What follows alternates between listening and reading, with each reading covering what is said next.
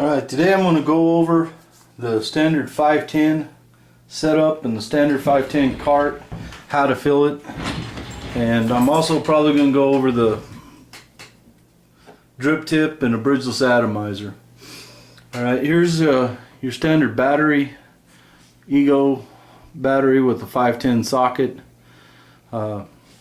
This is your atomizer right here. It is bridged. You can see the mesh inside of it. That is a bridged atomizer, and that bridge is for wicking the fluid out of a 510 cart. You can put a drip tip on here. The difference between a bridgeless and a drip tip is the bridgeless has no bridge. There's no bridge in there. It's actually a brass plate, and you drop 2 to 3 drops of liquid on that brass plate through the drip tip and hit on it. This actually has, the atomizer in this, and a bridged atomizer actually has wicking material underneath it, and it's threaded through the actual atomizer. The atomizer looks like almost like a light bulb filament. So I screwed the 510 atomizer onto the Ego. I didn't screw it on tight, I just screwed it on snug. You can hear it sizzle. You don't want to screw it on too tight. You can damage the positive terminal on your battery, or you can damage the positive terminal on the atomizer, which is the little center part right there, the very center. That white thing around it is rubber gasket. So if your battery terminal, which is your center terminal in here, if it sits too high, it will actually smash that center terminal on your atomizer and short it out. There's ways you can buy adapters to adapt it to it. That's got an actual set solid center post in it, but the simplest way to do it, especially if you have batteries from different manufacturers, is just screw it in until you can make contact. Once it starts getting a little tight, it's there.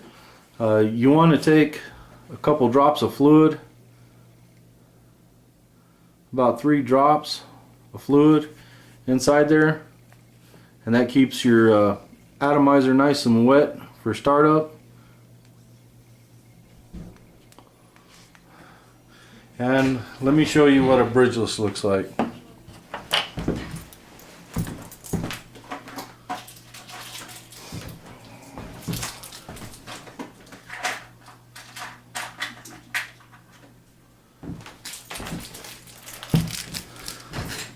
This here is a bridgeless atomizer, what we carry. You can see inside of there, the bridge on it is gone, and there's a brass plate with 3 holes. 3 holes, 3 drops. Any more than that, you'll flood it, and you'll have to blow the atomizer out to get it going real good again. Some people think that if you keep adding fluid, it'll start working, but it doesn't. It just floods it out. It's like putting water on a fire. So we'll put the standard 510 bridged atomizer on there, and I will show you how to fill a cart.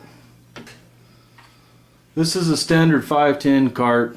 It comes with your standard kit. There's 5 of them in there. And the centerpiece is a misconception that it is a filter. That is not a filter, it's polyfill. You can buy polyfill anywhere. You pull the polyfill out of the 510 cart. Once it's out, you take your cart and you put 9 drips of fluid in there.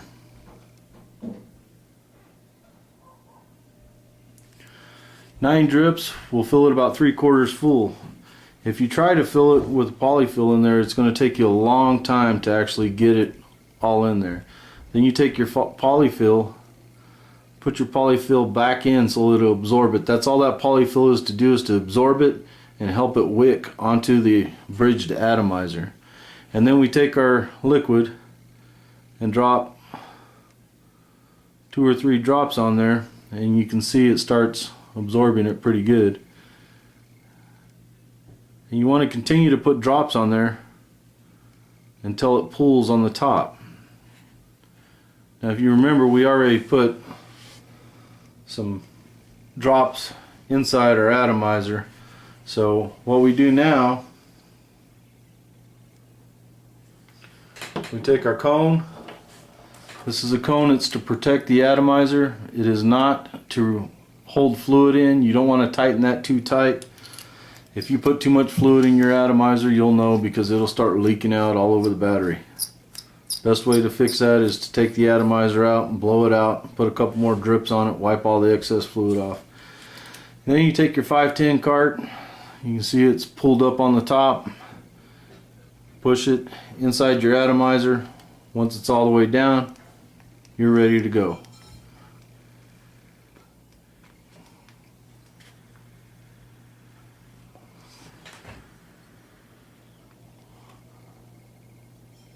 You can see it produces quite a bit of vapor. Now with your bridgeless atomizer, it works the same way. We'll take the cone off. We'll take the atomizer and the cart off.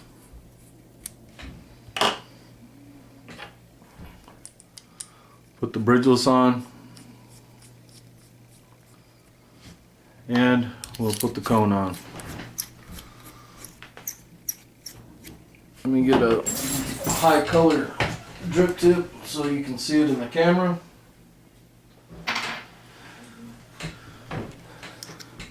And it pushes right into the atomizer. So once you have it in there, into the atomizer, you just take a couple drips of fluid. The best fluid for these drip tips is a 60-40 fluid, which has 60% vegetable glycerin, 40% propylene glycol. It gives a bigger vapor. It withstands more. This right here is 75% PG. It's going to work just as good. It's going to give good vapor. That's what I put in the 510 cart also.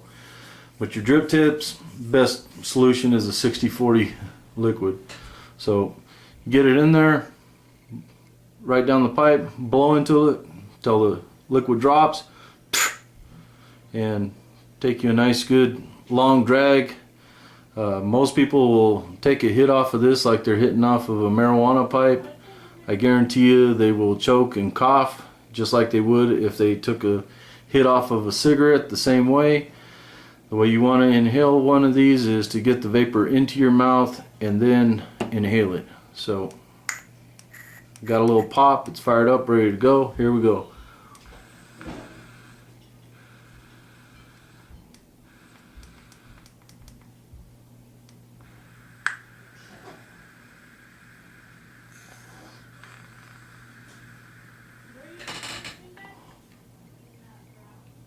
And it produces big vapor. That's a low resistance bridgeless atomizer. That's what we carry. It's good for in the morning when you wake up. One thing I didn't mention on the cartridges for the 510, the standard cart, you can take that standard cart and you can take the polyfill out and wash it. With that, as with any carts, even off of the mouthpiece off of the clearomizer. These carts have they have two chambers in them, and one is to collect the fluid. If it starts getting up inside, you can see the chamber in there, right there in the top, and this piece will pop off.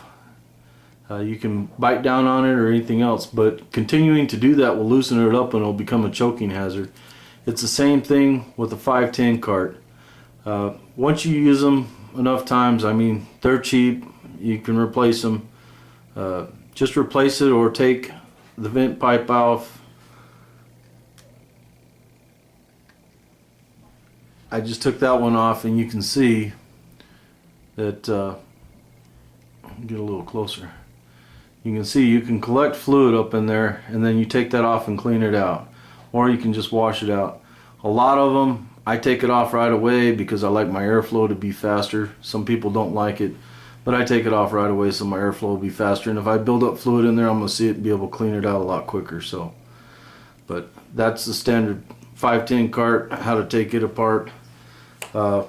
These, they pop off the same way. There it is. Let's see if I can get a better shot of that. With it out of there. Of course, if you take that off of there and you start hitting it harder, you tilt it upside down, you're more susceptible to getting fluid up in there. So you can put that one back in. just be aware, if you bite down on that, that will become a choking hazard.